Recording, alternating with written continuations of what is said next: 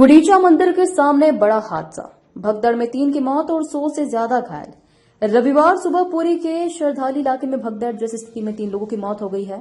मृतकों में 2 महिला और 1 पुरुष है। मृतकों की पहचान बसंती साहू, प्रेमकांत मोहंती और पार्वती दास के रूप में हुई है। वहीं 100 से अधिक लोग घायल हो गए हैं। विश्वसनीय सूत्रों से मिली जानकारी के मुताबिक भीड़ को नियंत्रित करने की जिम्मेदारी वरिष्ठ आईपीएस अधिकारी सोमेंद्र प्रियदर्शी व पिनाक मिश्रा के पास थी।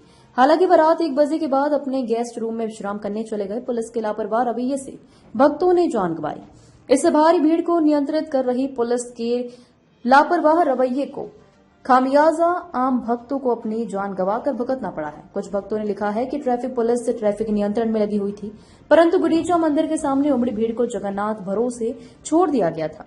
प्रशासन को पहले से पता था कि रथ यात्रा के दिन अधिकांश भक्त महाप्रभु का दर्शन नहीं कर पाए हैं।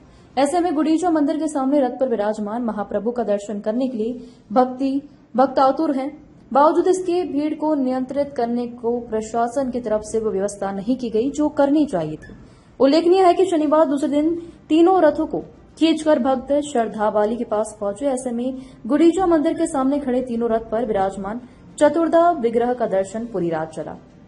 भारी बारिश के कारण श्रद्धालु अपने साथ प्लास्टिक की चादरें लेकर आए थे।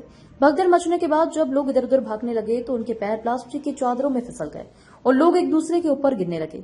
सूत्रों से मिली जानकारी के अनुसार लकड़ी से भरे 2 ट्रक भीड़ में घुस गए, जिसके कारण भगदड़ मच गई। स्वाधीन कुमार पंडा, पुरी का वासी हूँ।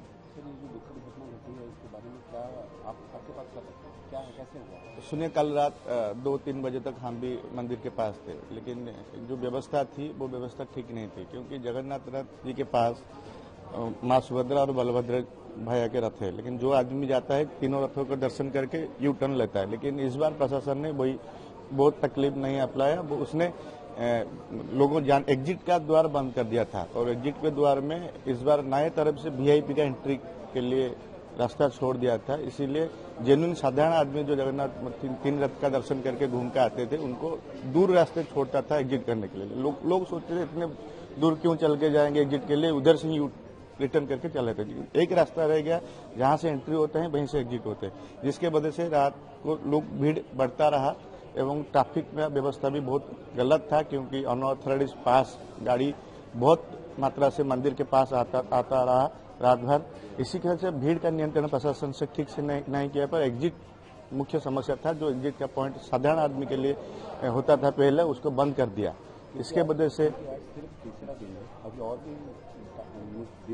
देखिए, रथ यात्रा के दिन भी बहुत आदमी मरे, लेकिन जिला प्रशासन ने और राज्य सरकार ने उस मौत को बंद कर दिया। लोगों को दिखाया नहीं, प्रेस में दिखाया नहीं, इतने आदमी मरे। लेकिन उस दिन भी हमको पता है 7 आदमी रथ यात्रा में मरे थे। उसके बाद भी प्रशासन उसको घुमा के, लुचा के, छुपा के बोला कोई 0 कैजुअलिटी है, कोई आहत नहीं है। उसके उनको ओवर कॉन्फिडेंस बढ़ गया। आज कितने लोगों का? 3 आदमी, 2 महिला और 1 जेंट्स, 1 आदमी का मौत हो गया। बहुत दुखद है, लेकिन इसका जिम्मेदार पूरा ओडिशा का एडमिनिस्ट्रेशन है,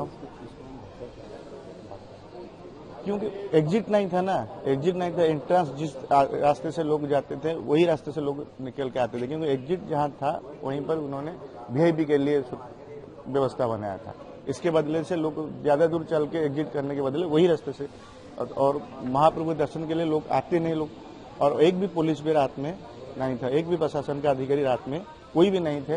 सब वीआईपी का सेवा करके जो उनको वीआईपी के ट्रीटमेंट के लिए उनके रास्ते में खड़ा थे, जिसके वजह से रथ के सामने ये दुर्घटना घटी।